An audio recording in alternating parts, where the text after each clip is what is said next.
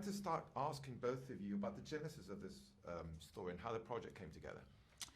Well, the project came together when myself and my team at Atomic Monster were just chilling out. We were hanging, like we always do, like at the end of the week. We like to just have drinks and chat about stuff, and we started talking about movies that we would like to see.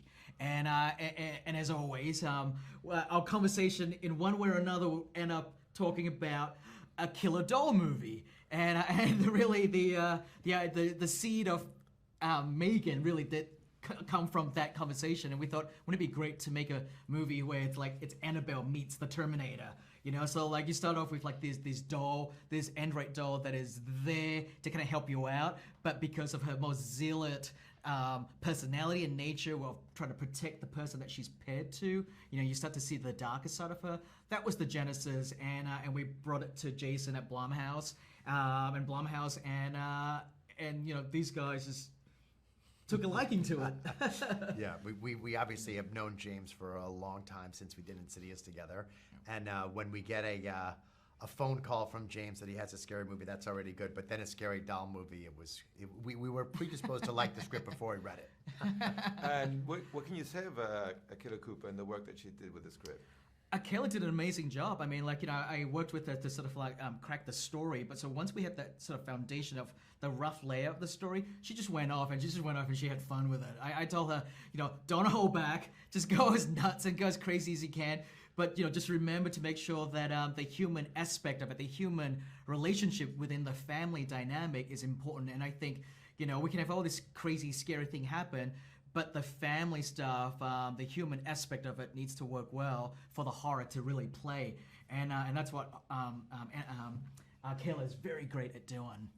And one of my favorite things about the movie is the tone that she's got, where it's scary, but it's also really fun and funny, which is really hard to do, easy to do, hard to do well. And I think she does a terrific job at that. And then you had, of course, find the right director. What do you think Gerard brought to this? Well, Gerard definitely brought his New Zealand sensibility. I love Gerard. Jason and I, we are huge fans of his first movie, Housebound, where it literally has a similar tone, right? It's a haunted house genre that plays with a haunted house trope, but he kind of like spin that on its head a little bit, and he leaned into the comedy of that as well, or the humor, I should say, not comedy. And that's what Gerard did so well with this is he was able to to not be afraid, to play the horror of M3GAN, to play the emotion of Caddy and her loss, and play into like Gemma's, sort of like, trying to deal with her career, and then having to work with this, trying to be a mother at the same time to her niece. But at the same time, Gerard has to look at the whole picture and go, okay, this is all pretty absurd, so how can I find like the humor in this? And so Akela gave him basically the template for Gerard to kind of like run away with it. I think also he did something which was vitally important for the movie. It might sound obvious, but there are a lot of other directors might not have done the same thing. He was just singularly focused on M3GAN. Sometimes it was annoying because we were like, what about it is? But he was right. He was right. Obviously, the movie's called M3GAN. If M3GAN doesn't work, the movie doesn't work. And I think that focus on M3GAN really is one of the keys to the success of the movie. And we really have him to thank for that. Yeah. I could not agree with you more. And speaking of that, speaking of M3GAN, that kind of is the elephant in the room. How did you guys manage to do it? Because we've never seen anything like this before. Geez, we did a lot of tests at the beginning to see, try different methods and methodology to try and bring her to life. And it's a combination of, just filmmaking tricks and methods to how to kind of bring her to life. One of the great thing about, what Gerard did was just treating her like she's a human character, not just a doll, right? And he would photograph her, shoot her with all the sort of personalities that you would shoot with, with all the characteristics of how you would shoot a human actor with. And I think, treating her like she's a real thing helps. Yeah, and we wanted the audience to have, I think one of the things that's fun about it is the way that we created her is when you're watching her, your mind keeps tricking you into thinking that she's a real person, and then Yeah, you're right. reminded very specifically that she is not. And I think that's one of the fun things of the ride of the whole movie. Speaking of the real people, I thought Alison was brilliant as Gemma. What can you say about her? Well, I've known Alison for a long time. We were friends, and then she did get out, and so I got to know her through a professional lens.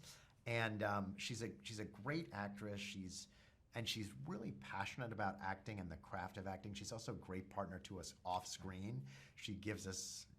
We have a great relationship like that. We offered her a bunch of movies after Get Out, and this is the first one she said yes to, and hopefully we'll make a lot more with her. But she's been a great partner to us. Yeah, no, she has a great range in the sense that she's playing a character who's so career driven, right? But at the same time, she has this sort of struggle and dig down to find the sort of the parental side of her, like the motherly side, to take care of this child that has just been dumped into her lap.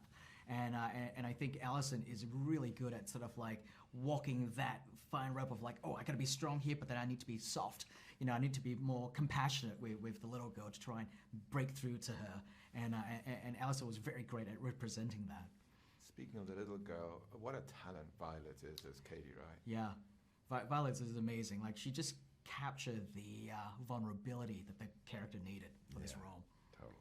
You obviously didn't listen to that warning about not working with kids and dogs on this one, right? Kids and dogs and dolls, right? We rarely listen to that warning, right?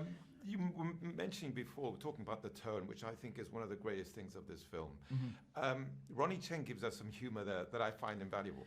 I love that you bring up Ronnie Chen. Big fan of Ronnie's. I love his stand-up stuff. He is such a character. And he makes the boss character so much fun to watch. And I think, like Jason and I, we're big fans of Ronnie, and to be able to work with him on this is great. And you shot the film on location. I mean, in Canada and New Zealand. How was that experience? It was good. It was great. We had a great experience in New Zealand. A great crew there. It was helpful. Gerard made a big difference. Gerard made it happen more easily. But overall, we had a great experience.